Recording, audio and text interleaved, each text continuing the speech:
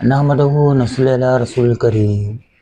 بزرگوں، بھائیوں، دوستوں اور بہنوں، شربت سیب شیریں یعنی میٹھا سیب یہ شربت جو بے انتہائی مقوی و مفرح ہے اور دافع اسہال صفراوی ہے اور بہت ہی آسان ہے، اور سیب کے موسم میں بنانا تو اور بہت سستا بھی ہے، اور دل کو بے انتہا فائدہ دیتا ہے اور طبیعت میں انٹرٹین پیدا کرتا ہے۔